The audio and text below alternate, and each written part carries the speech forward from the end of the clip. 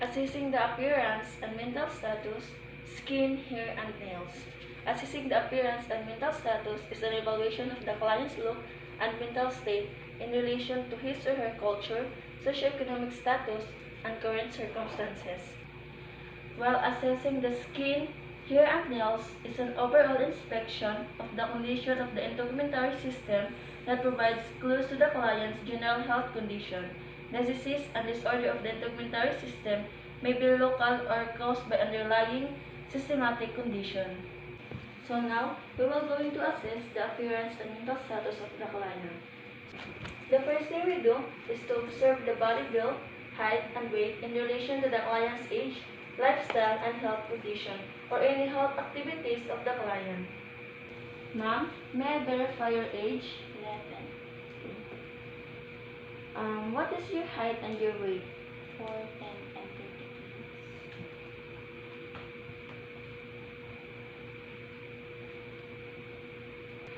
So ma'am, what do you do for a living? Do you have any activities or do you exercise or what? kilos. Yes, I do dancing. Okay. Observe the client's posture and gait, standing, sitting, and walking. So first, we will instruct the client to stand and sit. So ma'am, can you please stand? And please sit down. Thank you. And next, ask also the client to walk. While the client is walking, you should be in front of the client. So ma'am, let's stand up. And can you please walk from here to there and go back? Okay, go. Okay, thank you. And now, observe the client's overall hygiene and grooming. Relate this to the person's activities prior to the assessment. This is done by examining, identifying, and inspecting for any signs of odor and the clothing of the patient. And next, while the interview is ongoing, observe for signs of distress in posture or facial expression. Observe if the patient has an eye contact during the interview and the facial expression of the patient. Note also the quality and quantity of the speech. And note any health and illness related and the attitude of the client when examining or performing the assessment. Also, note the client's affect mood, assess the appropriateness of the client's response, and listen for the relevance and organization of the thoughts. After doing all the assessment, we will now going to document the findings in client's record.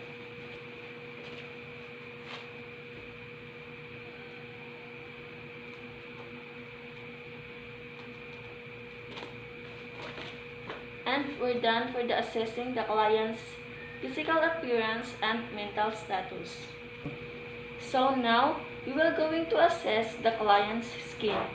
Inquire if the client has any history skin problem, pain or itching or any lesions. So ma'am, may I ask if you do have history of skin problem? No, I don't have. Do you feel pain or itching in your skin? No. Or do you have any lesions? No. Okay, thank you. And wear gloves to prevent any forms of contaminating the client. Also, gloves can create barrier if there are any open ones. After wearing a gloves, we will now start to inspect the client's skin. So, inspect the skin color and its uniformity. Determine the skin of the client that should be uniform to the other sides of the body or to the other part of the body. Ma'am, can you please expose to me your hand?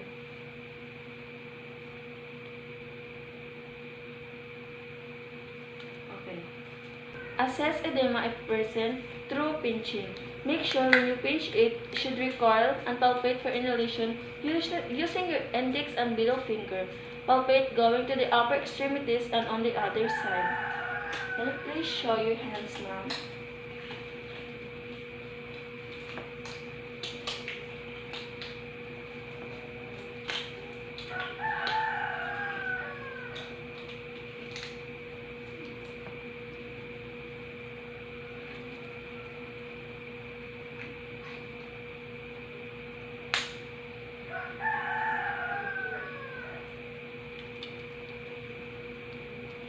If there are any abnormalities, you can use magnifying glass to determine that type of lesions and to properly visualize it and measuring it using millimeter ruler. Now we will going to assess the skin temperature. Palpate the skin to determine its temperature. Compare 2 feet or 2 hands using the back of your fingers. Can you please show me your hand now?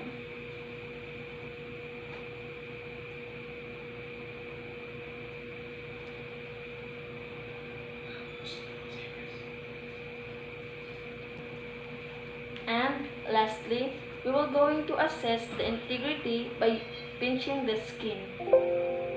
Take note, if the patient is well dehydrated, it goes back to its normal. There should be no signs of abnormalities or dehydration.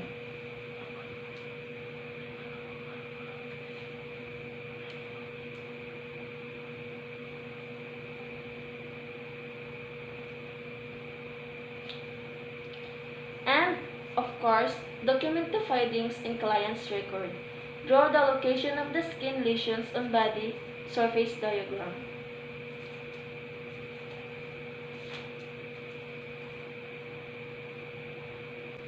Now, we will going to assess the hair of the client. First thing we do is to inquire if the client has any history of the following: recent use of hair dyes, rinses or curling or straightening preparations, recent chemotherapy, or presence of disease. So, ma'am, do you dye your hair or you straighten? Do you have any chemotherapy? Do you have any history of disease in your hair? Okay. If the client is wearing hairpin, remove it, and if the client is using wax, ask the client to wash his or her hair before proceeding to the assessment. Inspect hair thickness or thinness. And second, inspect the evenness of growth over the scalp using your hand. Make sure that your hand is in C form and you are in the back of the client. The hair of the client should have evenness distribution. So first, inspect from this side.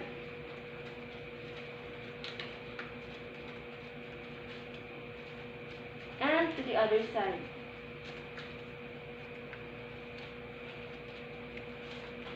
And the third assessment is inspect hair texture by inserting a pressure using your thumb. Make sure that the hair will not fall or will not be brittle in a normal individual.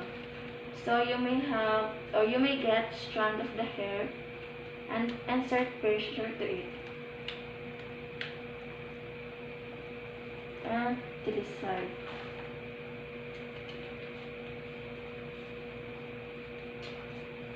So next is to determine the oiliness. Pull the hair and ask the client to bend down his or her head. Take note of the condition of the hairline of the neck. So ma'am, can you please bend down your head? Thank you.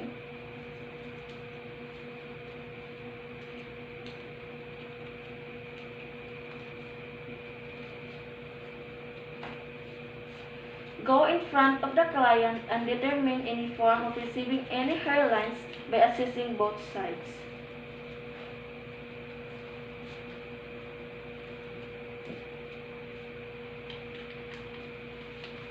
And next, document findings in the client's record.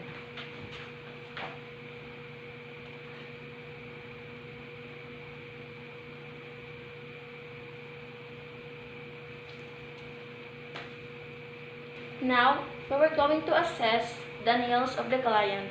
First is inquire the client if he has any history of the following: diabetes mellitus, peripheral circulatory disease, previous injury, and severe illness.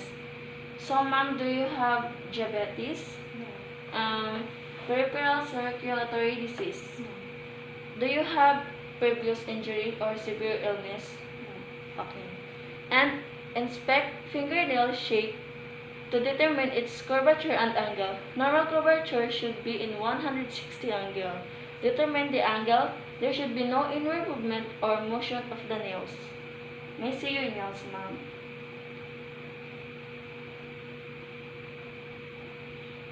Okay, thank you. So next, we are going to inspect the fingernail and toenail texture.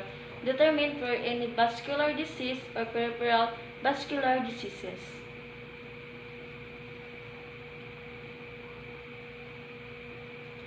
Next also is to inspect the fingernail and toenail bed color.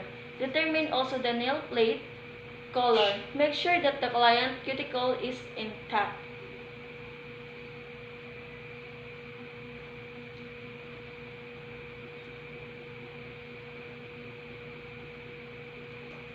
Perform blanch test of capillary refill. This is creating small pressure into the nail bed of the client. We will be going to press 2 or more nails between your thumb and index finger. Look for any blanching or return of pink color into the nail bed. Ask the client if there are any pain during the test. So ma'am, I'll be performing blanch test to your nails.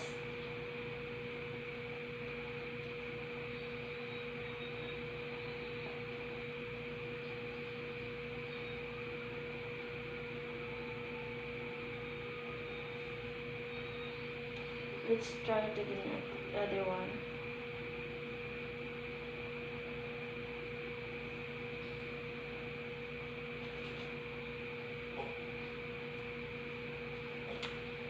So ma'am, do you feel any pain during the assessment?